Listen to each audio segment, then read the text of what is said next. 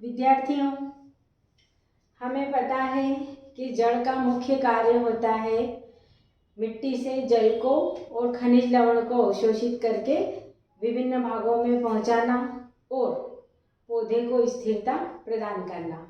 लेकिन कभी कभी जड़ अपने इन दोनों सामान्य कार्यों के अलावा कुछ अन्य विशेष कार्य करने लग जाती है, जैसे प्रकाश संश्लेषण, श्वसन, प्लवन, तैरना, आर्द्रता का अवशोषण, वर्धी जनन, भोजन का अवशोषण। यानी जड़ के जो दो कार्य हैं उनके अलावा जड़ अन्य कार्य करने लग जाती है। और भोजन संग्रह का कार्य, तो ये जड़ के सामान्य कार्य नहीं है। इस कारण जड़ की संरचना में कुछ परिवर्तन आ जाते हैं। इसी को कहा जाता है, जब जड़ें अपने सामान्य कार्यों के अलावा अन्य कार्य करने लगती है तो इसे कहा जाता है जड़ का रूपांतरण। अब हमने दो तरह की जड़ें पढ़ी, मूसला जड़ और अपस्थानिक जड़। इन दोनों ही जड़ों में विभिन्न प्रकार के रूपांतरण पाए जाते हैं विभिन्न कार्यों के आधार पर। आइए आज हम मूसला जड़ में पाए जाने वाले रूपांतरण का अध्ययन करेंगे। अब ये है मूसला जड़।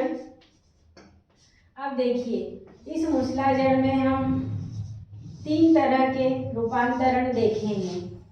सबसे पहला है भोजन संग्रह के आधार पर। भोजन संग्रह के आधार पर अब ये क्या होता है देखते हैं हम। यानी जड़ के अंदर क्या हो जाता है, भोजन संग्रहित हो जाता है। तो जड़ जनरली इस तरीके की लंबी पतली रचना होती है, लेकिन भोजन संग्रहण के कारण जड़ फूलकर आकार में बड़ी अनियमित आकार की हो जाती है। तो इस तरीके को कहा जाता है भोजन संग्रह के आधार पर रूपांतरण। दूसरा रूपांतरण होता है कि जब जड़ें क्या करने लगती हैं, श्वसन का कार्य करने लगती है, तो श्वसन हेतु रूपांतरण ये देखेंगे हम दूसरा प्रकार। तीसरा देखेंगे हम नाइट्रोजन स्थिरीकरण के आधार पर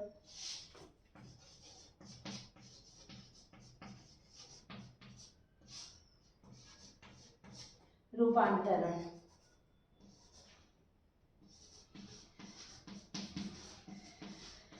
इन तीनों का हमें डिटेल देखना है। अब आते हैं हम हमारे सबसे पहले प्रकार भोजन संग्रह के आधार पर। देखिए किस तरीके से जड़ का आकार और साइज बदल जाएगा। अब तीन डायग्राम बना रही हूं मैं। आप देखिए यहाँ पर क्या विशेषता दिखाई दे रही है आपको डायग्राम में। देखिए फिर दूसरा डायग्राम देखिए आप।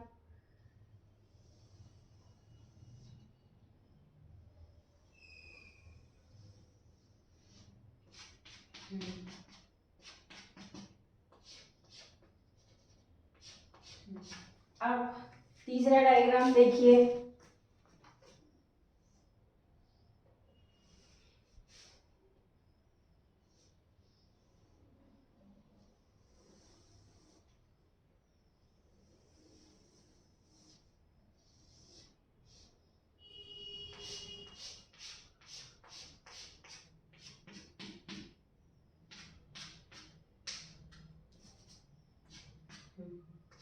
देखे हैं कुछ आपने?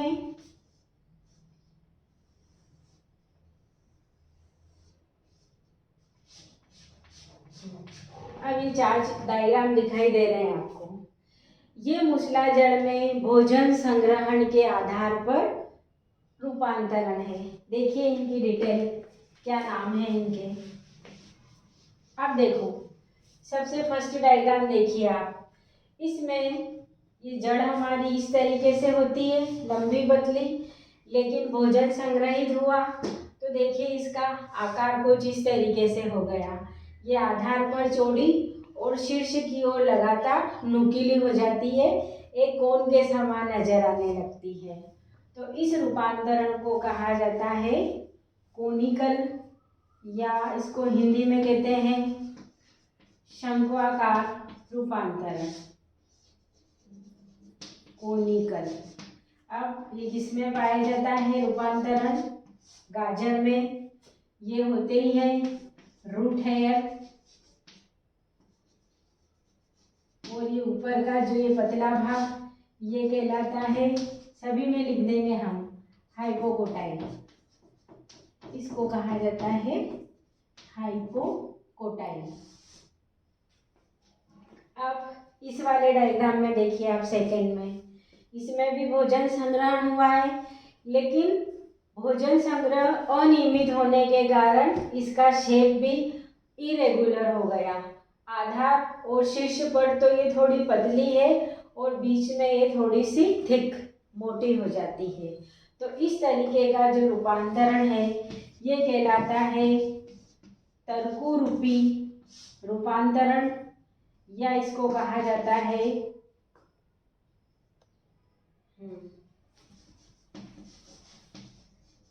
Fusiform modification.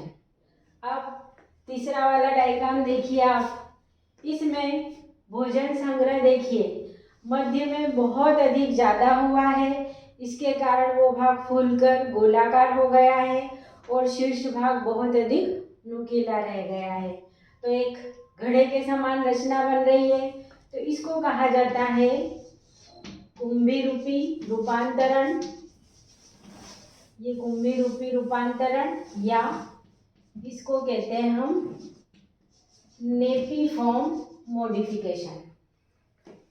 अब इधर देखिए ये अगला प्रकार है, इसमें भोजन संग्रहण के कारण जड़ मोटी मांसल हो जाती है, सभी में ही हुई है, लेकिन इसका शेप बिल्कुल अनियमित होगा।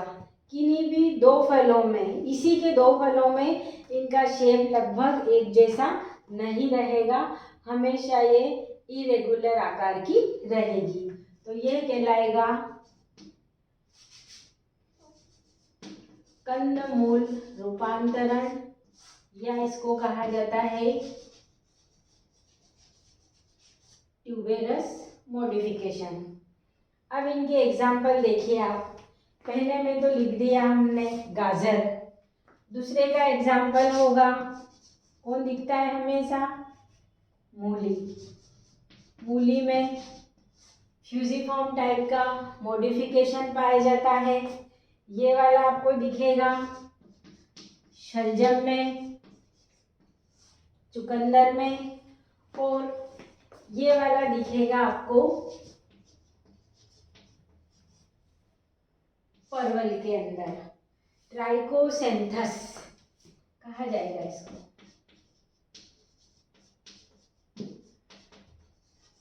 ट्राइकोसेंथस, और एक और में पाया जाता है ये 4 o'clock प्लांट,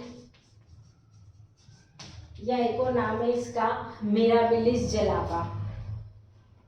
कंदमूल प्रकार का रूपांतरण ट्राइकोसेंथस या 4 o'clock प्लांट मिराबिलिस जलापा में पाया जाता है।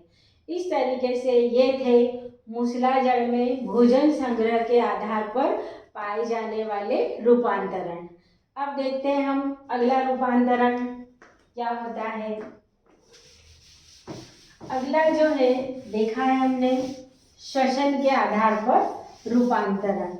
अब देखिए जनरली बार बार एक ही बात कर रहे हैं हम, जड़ कुछ इस तरीके की होती है, ये प्राथमिक जड़, इससे निकलने वाली द्वितीयक जड़, इससे निकलने वाली तृतीयक जड़, और ये चतुर्थक जड़। इसके कारण जड़ें भूमि में गहराई तक फैली रहती है। अब श्वसन के लिए, अब जिन स्थानों पर मिट्टी में वायु की कमी पाई जाती है, यानी पौधे कुछ ऐसे स्थानों पर पाए जाते हैं जहाँ पर वायु की कमी होती है, तो पौधे को भी वायु चाहिए। तो वायु ग्रहण करने के लिए, श्वसन करने के लिए जड़ों में कुछ रूपांतरण आ जाते हैं। देखिए आप, एक डायग्राम बना रही हूँ मैं। दलदली स्थानों पर उगने वाले पौधों में जनरली इस तरीके का रूपांतरण पाया जाता है। अब देखो यहाँ पर क्या है, ऑक्सीजन की कमी है। इस ऑक्सीजन की या हम कह सकते हैं ऑक्सीजन भी नहीं, यहाँ पर क्या है, वायु की कमी है। इस वायु की कमी को पूरा करने के लिए इनकी जो द्वितीयक या तृतीयक जड़ें हैं, ये भूमि से ऊपर आ जाती हैं और कुछ इस तरीके से खूंटेनुमा रचना के रूप में दिखाई देने लगती है। इन खूंटेनुमा रचनाओं को कहा जाता है न्यूमेटोफोर, या इनको हिंदी में कहते हैं श्वसन मूल। यानी जो ये तना है, ये इसकी जड़ें फैली हुई है। यहाँ पर वायु की कमी है, दलदल में या जो भी स्थान है, उस वायु की कमी को पूरा करने के लिए द्वितीयक, तृतीयक या चतुर्थक जड़ें मिट्टी से बाहर, दलदल से बाहर आ जाती है, खूंटे के रूप में नजर आती है, जिन्हें हम न्यूमेटोफोर कहते हैं। और इन न्यूमेटोफोर के ऊपर छोटे छोटे छिद्र पाए जाते हैं, जिन्हें हम लेंटिसेल कहते हैं। और इन लेंटिसेल के द्वारा ही वायु पौधे के अंदर प्रवेश कर जाती है। इसके बाद जो अगला अभी किसमें पाया जाएगा, देखिए इस तरीके का रूपांतरण पाया जाएगा हेरिटिएरा, जिसको एक नाम देते हैं सुंदरी, हिंदी में इसको सुंदरी कहा जाता है। दूसरा होता है, ये जनरली हम लिखते ही हैं, सबको मालूम होगा, राइजोफोरा। और एक और होता है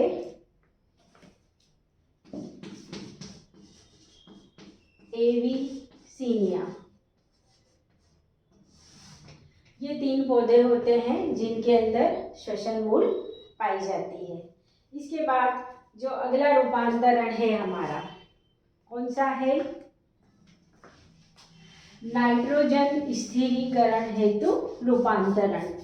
अब देखो इसमें क्या होता है, वही जनरल बात करते हैं। ये एक तना है और जड़ें इस तरीके से भूमि में फैली रहती है। अब फैमिली लेग्यूमिनेसी के जो पौधे होते हैं या पेपिलियोनेसी के जो पौधे होते हैं, उनकी ये है स्टेम, तना, ये जड़ें फैली हुई है। अब इन फैमिली लेग्यूमिनेसी के पौधों में नाइट्रोजन ग्रहण करने की क्षमता नहीं पाई जाती है मिट्टी से। तो मिट्टी में पाया जाने वाला जीवाणु राइजोबियम इनकी जड़ों में रहता है और उसमें रिप्रोडक्शन होने से उसकी कॉलोनी बनती है, संख्या बढ़ जाती है। और जीवाणुओं की संख्या बढ़ने के कारण ये दलहनी पौधों, लेग्यूमिनेसी कुल के पौधों की जड़ों में इस तरीके की गांठें बन जाती हैं। तो ये कहलाता है, ये राइजोबियम है यहाँ पर। और इनको फूली हुई रचनाओं को कहा जाता है रूट नोड्यूल, या हिंदी में इसको लिखते हैं हम मूल ग्रंथि काय। और जितने भी लेग्यूमिनेसी के पौधे हैं, चना, मटर, अरहर, मेथी, जितने भी फलीदार पौधे हैं, सभी के अंदर जड़ों में गांठें पाई जाती है। इसी के कारण पौधों में क्या होता है, वायुमंडलीय नाइट्रोजन को स्थिरीकृत करता है राइजोबियम और नाइट्रेट के रूप में, और ये इस पौधे को दे देता है। इस तरह से पौधे की नाइट्रोजन की कमी पूरी हो जाती है। इस प्रकार हमने मूसलाजड़ में पाए जाने वाले रूपांतरण देखे। भोजन संग्रह के आधार पर, श्वसन हेतु रूपांतरण और नाइट्रोजन स्थिरीकरण हेतु रूपांतरण।